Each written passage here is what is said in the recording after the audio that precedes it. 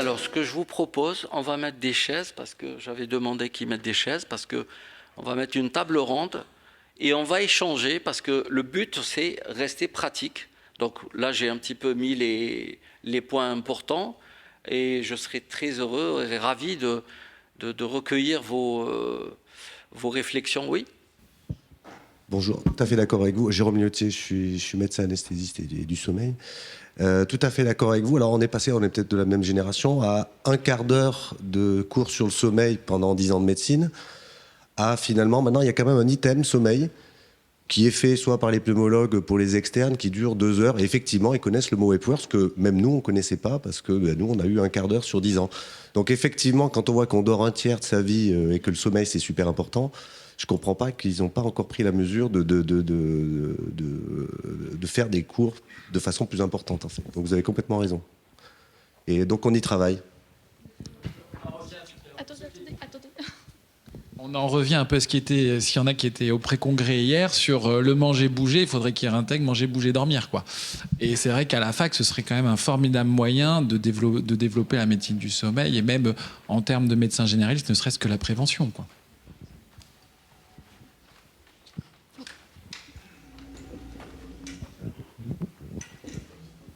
Bonjour, je suis le docteur Chevalier, médecin généraliste pendant 10 ans. Je fais dans le sommeil depuis 8 ans. Maintenant, je me suis complètement consacré au sommeil. On a ouvert un centre de sommeil à Draguignan dans le Var. Ça fait donc un moment que j'ai réfléchi à tout ça. Et je voudrais faire plusieurs remarques. Je ne vais pas toutes les faire parce que il y a des suggestions plutôt, parce que du coup j'ai pas mal réfléchi à tout ça. Je me suis rendu compte que dans aucun logiciel médical, à moins que de tous ceux que j'ai connus par exemple, il y a quelque chose consacré au sommeil. À aucun moment on ne voit un onglet où on sollicite le médecin généraliste à poser certaines questions. Les 4 questions qui devraient être systématiques. Est-ce que vous endormez facilement? Est-ce que vous vous réveillez la nuit? Est-ce que quand vous vous réveillez vous êtes en pleine forme? Et est-ce que dans la journée vous avez une somnolence? Ça, c'est des choses qui n'existent pas. Donc, comment essayer de solliciter tous les fabricants, Alors, j'ai participé à la fabrication de Doctolib au départ. Doctolib médecin. Et j'ai donné des suggestions, mais bon, comme ça n'est pas à la mode, ça n'a pas été retenu. Pourtant, ça me paraît quelque chose de fondamental. Le sommeil n'existe pas pour les médecins généralistes. Hein? Je vais en rester là, parce que j'ai d'autres choses à dire, mais ça va être un peu long. C'est toute la problématique. Alors, ce que je vais faire, je vais peut-être donner la parole un petit peu à tout le monde pour que tout le monde puisse se présenter. Et puis on répondra aux questions de monsieur.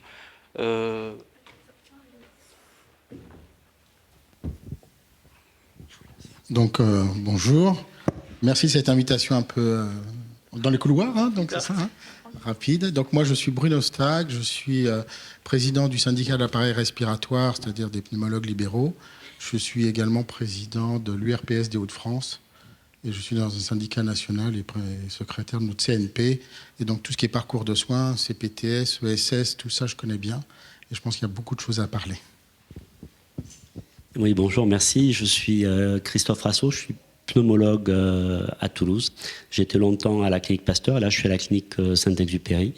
Je fais du sommeil là on se présente pour l'instant. Bonjour à tous, je suis Séverine Brune et j'ai créé un centre de l'insomnie à Toulouse. Donc je travaille en parcours de soins avec tous les centres du sommeil de Toulouse sur la partie insomnie chronique. Bonjour, Anne Descottes, je suis praticien hospitalier à l'hôpital en tant qu'ORL. Voilà, merci de m'avoir invitée. Bonjour, je suis Émilie Vergniaud, je suis kiné à Toulouse, spécialisée en prise en charge maxillofaciale et je prends en charge du coup des patients adultes et enfants présentant des troubles obstructifs du sommeil. Bonjour, merci Reda pour l'invitation. Je suis donc Jérôme Liotier, je suis médecin anesthésiste réanimateur libéral à Nîmes. Un peu atypique parce que je fais la majorité de mon temps en médecine du sommeil, j'ai le DU. Et je suis aussi élu URPS, je suis trésorier de l'URPS Occitanie. Et j'ai fait la première ESS en Occitanie, qui est une ESS sommeil, Et donc on aura des choses à parler, je pense. Donc vous voyez quand même, il y a un parterre assez riche de professionnels, de différentes spécialités, et c'est l'objectif justement de poser des questions. Je vous laisse la parole.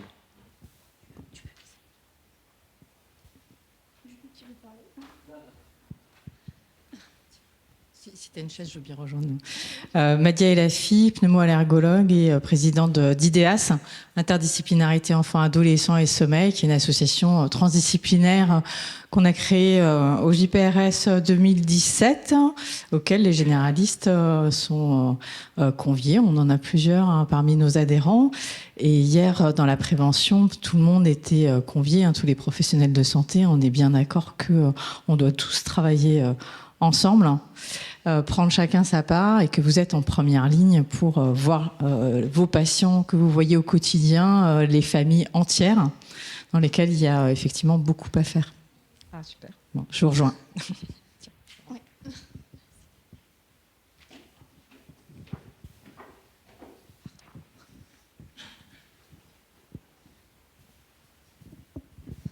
Alors, je vais reprendre la parole. En fait, moi, j'ai l'impression quand même que les médecins généralistes sont sensibilisés au sommeil. Parce que moi, en tant que pneumologue, on m'adresse des patients, et c'est les généralistes, en fait, qui arrivent à voir les symptômes, à écouter leurs patients. Parce que c'est vrai que le généraliste est quand même, depuis des années, est le pivot de la santé en France. Et un médecin généraliste, pour moi, c'est quelqu'un d'important, parce qu'il faut qu'il connaisse un peu de pneumo, un peu de sommeil, et il faut qu'il ait un œil très attentif à son patient, aux symptômes que décrit son patient, pour pouvoir en fait après l'aiguiller vers les spécialistes. Par contre, je suis bien conscient aussi que même en pneumologie, un généraliste peut prendre en charge des BPCO débutantes ou de l'asthme. Ça, on le sait depuis des années qu'on voit pas tous les patients. Ce que je voulais dire aussi, donc c'est très bien, je pense, d'avoir créé une association, mais dans l'exposé, je trouve qu'il y a plein de choses qui m'éveillent, des choses qui sont en train de se faire actuellement avec les CPTS, avec les experts. Et en fait, l'association, elle peut jouer son rôle là-dedans. Elle peut jouer son rôle là-dedans parce qu'il y a déjà des systèmes de réseau qui sont en train de se mettre en place avec des coordinations. Après, pour moi, le sommeil, c'est quand même une expertise. Tu disais tout à l'heure que tu pensais qu'il fallait pas, que parfois c'est un peu complexe que ça soit le spécialiste qui continue à prendre en charge le suivi du patient. Mais quand on revoit un patient en consultation qui a sa ventilation, on se branche sur le résumé, on regarde les différents événements des nuits, on arrive à gérer, à modifier les pressions ou à voir s'il y a des fuites ou pas. Donc ce travail-là, pour moi, c'est pas une perte de temps.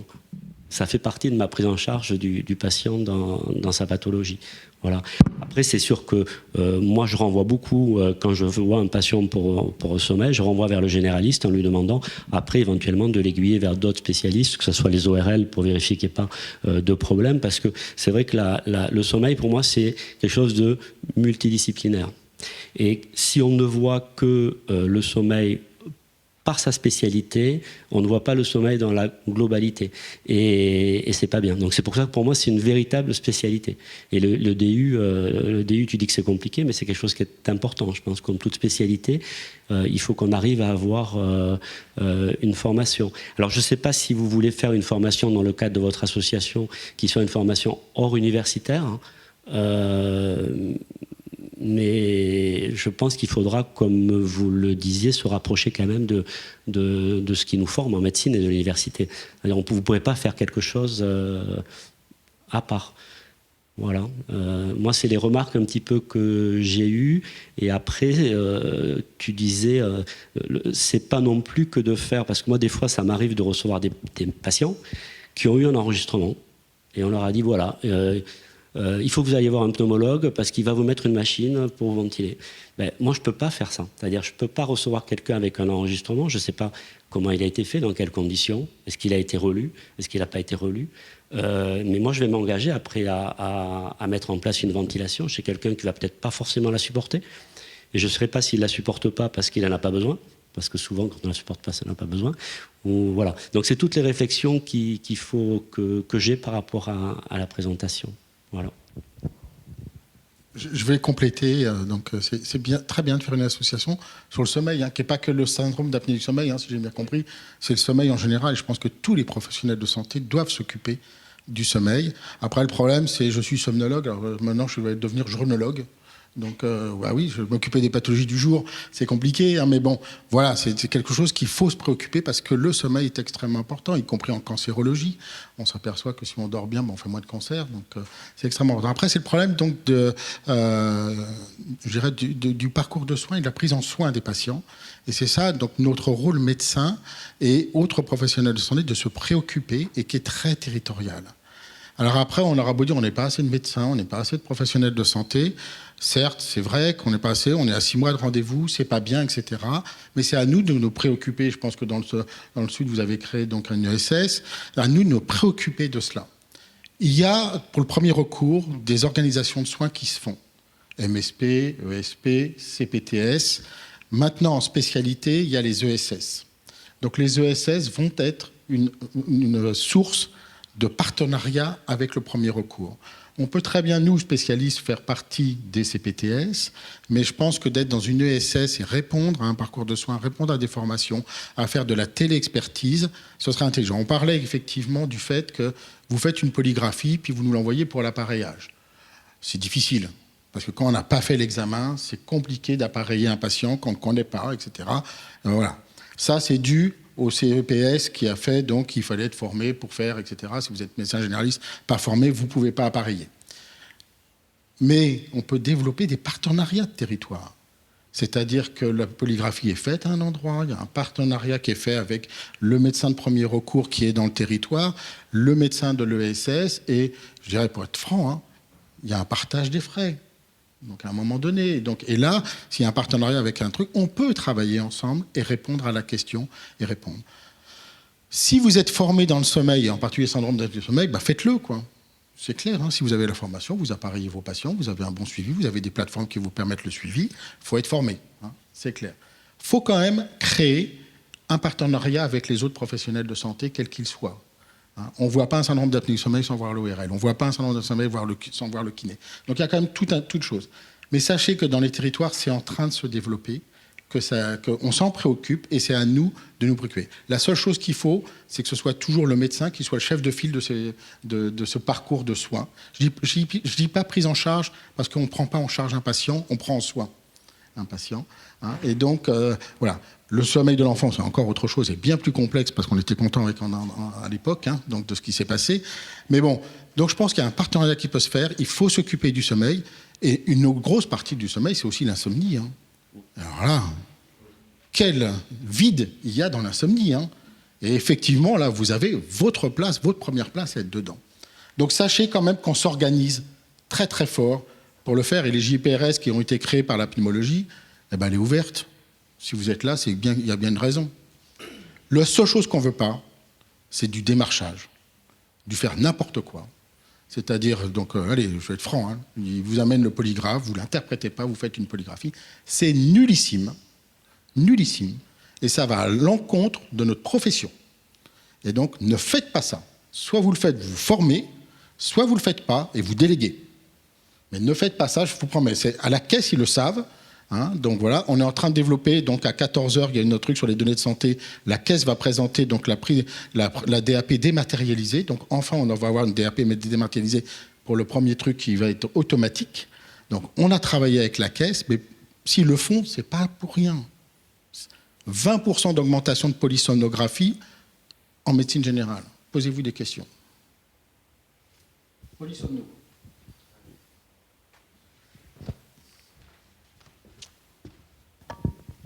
Merci beaucoup. Très très belle présentation, Reda, et de très beau travail.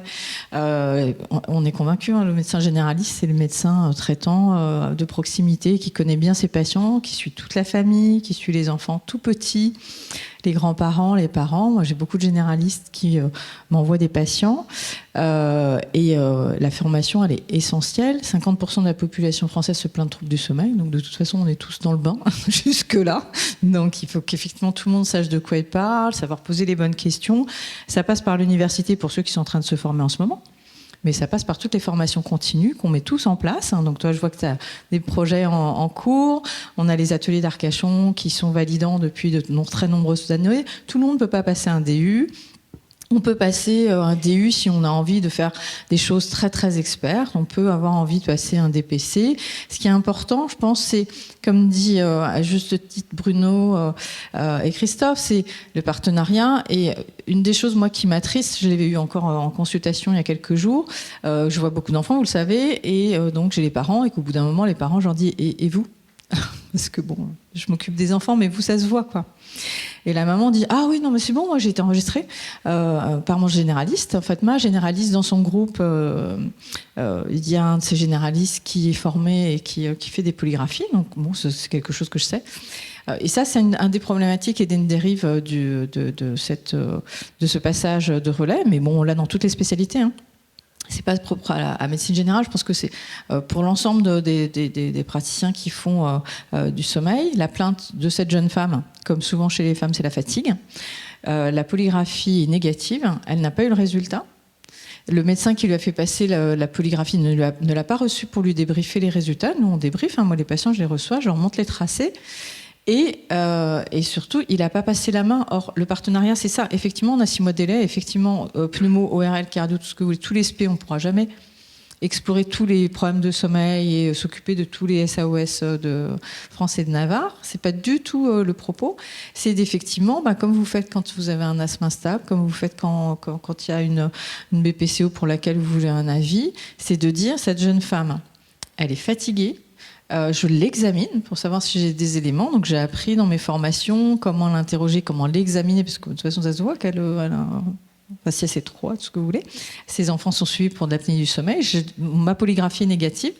Je demande au docteur, moi en l'occurrence, qui suit ses enfants, est-ce qu'elle peut la recevoir et elle peut passer une polysomnographie. Ils n'ont pas de dire non, vous n'avez rien. Et c'est surtout là-dessus qu'il faut qu'on travaille, effectivement, en étant, moi, je vais m'inscrire à ton association en tant que médecin expert tu m'as déjà envoyé des patients, pour pouvoir être médecin expert auprès de vous qui aurez votre expertise de médecin de terrain de premier recours. C'est là-dessus qu'il faut qu'on travaille. Ok, merci. Oui, pourquoi pas. Merci Reda. Moi, je trouve que c'est une très belle initiative. C'est bien parce qu'il y avait quelque chose à combler en médecine générale. C'est bien que tu aies pris l'initiative de fédérer. Je crois que c'est une première en France. Je ne vois pas d'autres associations ailleurs qui a fait ça. Et c'est très, très ambitieux. Et c'est vrai qu'il y a pas mal de choses à faire. La médecine générale, vous avez un coup d'avance sur... on est en train, comme disait M. Stack, de structurer l'offre de soins de médecine libérale. Vous avez un coup d'avance parce que vous avez fait les MSP et vous avez fait les CPTS. Et nous, spécialistes, on n'avait pas d'offre. Et comme il l'a dit, on vient de créer M. Macron demande qu'il y ait la création de 500 ESS d'ici 2025. Je ne sais pas si elles seront toutes faites. Mais en tout cas, on crée des réseaux, c'est des anciens réseaux de spécialistes avec des associations qui sont les ESS, donc équipements de soins spécialisés, avec un sponsor de l'ARS, donc quelque chose de très, très officiel. Et pour ne pas dire, hier, je suis trésorier de l'URPS en Occitanie, hier on avait une réunion à l'ARS ici de Toulouse pour te dire que, par exemple, les sujets que tu évoquais, on avait un conseil d'administration avec le GRAD. Le GRAD, tu sais, c'est tout ce qui est e-santé. Et hier, en conseil d'administration, on a validé, par exemple, que le GRAD allait aider des structures qui existent déjà, comme CPTS, ESS. Les associations n'en font pas partie. Donc, ils ont choisi Omnidoc. Ça a été choisi. Tu en parlais pour la télé-expertise. C'est très, très bien. C'est fluide. Tous les médecins généralistes le plébiscitent. Là, le GRAD et l'ARS vont pouvoir aider, mais des structures qui existent déjà. Je rejoins un peu M. Stack. C'est en train vraiment de bouger aussi à ce niveau-là. Alors, peut-être ça peut être complémentaire, peut-être, mais c'est vrai que ça va bouger beaucoup là-dedans. Ça, c'est la première remarque. Après, je rejoins votre remarque sur les polygraphies négatives. La polygraphie, c'est un examen de dépistage, hein. C'est pas un examen de diagnostic formel. Moi, sur ma dernière consultation, j'en ai eu 2 négatives. On fait la polysomno, une qui était à 23 avec plein de micro-réveils et l'autre à 30. Donc on a vraiment, il faut garder dans l'esprit que quand on a une clinique, c'est comme l'embolie pulmonaire. Si on a une clinique très positive et que le premier examen de base est négatif, ça peut être un faux négatif, il faut aller à la polysomno, il faut aller à la vie spécialisée. Donc je suis tout à fait d'accord. Pour ce qui est de la pédiatrie, c'est plus dur à mettre en place parce qu'il y a des exigences et donc ça c'est quelque chose à... Je suis intéressé de savoir comment on pouvait mettre en place ça parce qu'on est sur le même territoire, un peu, c'est vaste hein, l'Occitanie, mais c'est vrai qu'on n'a pas grand-chose et on sent qu'il faut structurer ça aussi parce qu'il y a une demande qui est énorme en fait. Et puis voilà, mais en tout cas je trouve que l'initiative est très belle, l'ambition est là et moi aussi j'aimerais bien adhérer à ton association. Mais la réflexion de polygraphie négative, on est tous d'accord. C'est pas si bien qu'il est essoufflé, qu'il a des autres normales, ça. Oui, mais alors le médecin généraliste, la plupart du temps, alors il y en a plein qui ont fait le DU et qui vont faire l'activité sommeil leur principale activité, mais il ne faut pas oublier qu'ils ont fait souvent une formation de DPC de 5 jours et qui vont s'arrêter au niveau de la polygraphie. Et c'est là où il faut savoir passer la main, effectivement, ce que disait aussi le confrère pneumologue de Toulouse. Il faut savoir passer la main et savoir être critique là-dessus. Et c'est là aussi il faut qu'on les accompagne un peu. Hein. Pardon. Et donc, je profite que Bruno est là également pour dire qu'effectivement, c'est important, et je prêche un convaincu, pour que nos activités cliniques, le temps d'interrogatoire, d'examen clinique, d'explication, de retour sur les examens complémentaires, notre exercice à tous au quotidien est mal valorisé. Il faut qu'il y ait un nouvel équilibre entre les rémunérations des examens complémentaires et les rémunérations du temps clinique. C'est pas normal parce que nous, en tant qu'experts, par exemple, la téléexpertise c'est très bien. Je me suis inscrite moi sur Omnidoc. Passer du temps à donner un avis d'expert pour combien on est rémunéré, voilà, 20 euros l'expertise ou la consultation d'avis d'experts ou de choses comme ça. C'est des choses sur lesquelles il faut qu'on travaille tous parce qu'effectivement, ça évitera cette surenchère à l'exploration où on sait très bien que finalement, l'interrogatoire vraiment, et notamment en pédiatrie, hein, mais chez l'adulte c'est pareil, de passer du temps à bien connaître le contexte dans lequel les antécédents, ce qu'on nous apprend à la fac depuis qu'on est tout petit, ce qu'on disait hier, examiner, interroger, connaître le contexte psychosocial, tout ça, ça prend du temps et ce temps, c'est normal qu'on le consacre et c'est normal qu'il soit rémunéré à sa juste valeur. Très rapidement, c'est la prochaine convention sur les niveaux de consultation. Donc ça, on en est tout à fait d'accord. Pour dire, c'est la prochaine convention qui devrait, j'espère, honnête. On est en grève normalement aujourd'hui. Donc voilà. Donc c'est la prochaine convention qui va distinguer ces consultations à différents niveaux. C'est pas sûr que ça passe. Mais bon, c'est comme ça. Mais tous les syndicats sont d'accord pour des niveaux de consultation différents. Au moins 3. Du coup, je trouve que c'est vraiment très très intéressant cette association. Alors moi, je vais peut-être parler de notre trouble qui est, vous en avez parlé tout à l'heure, qui est l'insomnie chronique et la prise en charge et les grosses difficultés que nous avons aujourd'hui pour tous ces patients insomniaques. Et donc, en médecine générale, vous avez quand même une plainte qui est très très forte à ce niveau-là. Hier, le docteur Sylvie Royan-Parola nous a refait un état des lieux de la situation. Il faut savoir quand même qu'en France, nous sommes très très peu de thérapeutes spécifiquement formés à ces prises en charge-là. Donc je suis ravie de faire partie de cette association et je tenais aussi à te remercier de nous avoir contactés et qu'on puisse aussi être en lien, bien évidemment, parce que, comme on le disait, c'est pas que les apnées, il y a les insomnies.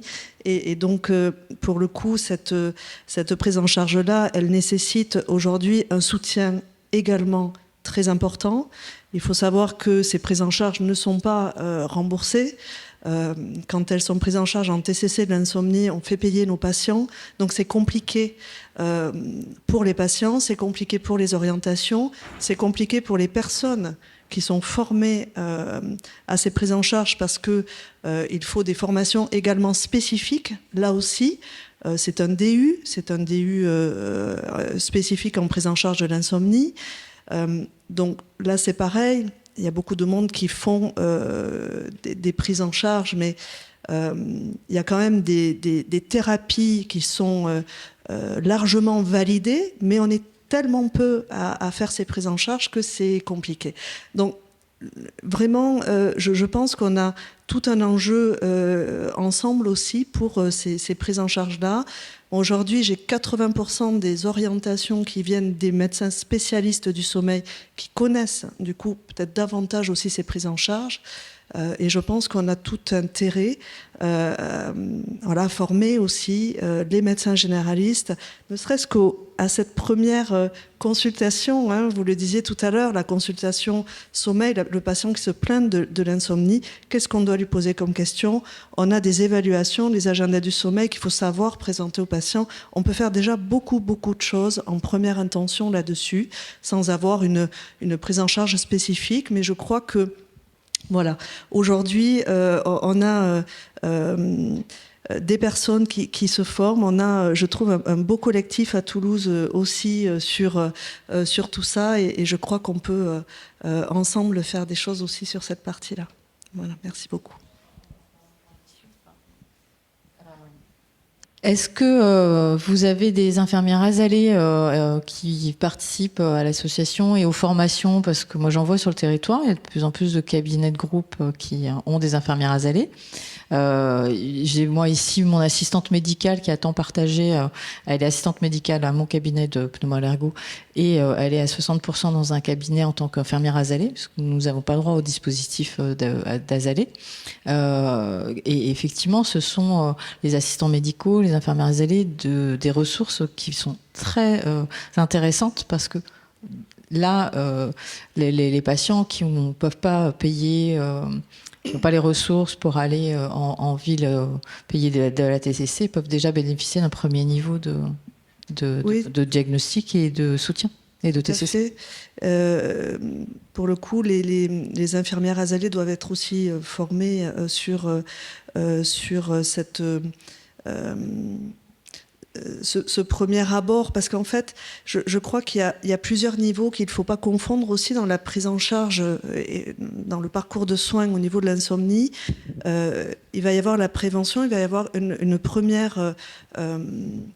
Des premières interventions avec le patient, et ensuite il y a la psychothérapie qui est pour moi d'autres choses. Sur la TCCI, c'est souvent elle est confondue avec de l'hygiène de sommeil, elle est confondue avec je pense qu'il y a beaucoup de choses qui peuvent être faites en atelier thérapeutique avant, avec les infirmières, avec les médecins. Et la prise en charge spécifique de l'insomnie chronique, pour moi, doit être faite par des professionnels de la santé mentale aussi, parce qu'on est sur des psychothérapies bien particulières sur ça. Et je crois qu'on a tout intérêt justement à travailler en pluridisciplinarité là-dessus. Ça fait un premier palier, une première réponse dans l'offre de soins et dans les ESS, bien sûr. Ouais. Je peux prendre la parole? Ah, pardon. Merci beaucoup. Alors, en effet, c'est très important, je pense, de travailler main dans la main. Alors, nous, c'est vrai qu'à l'hôpital, on est un peu à l'arrêt sur une colline, mais elle est quand même assez accessible, on peut se garer.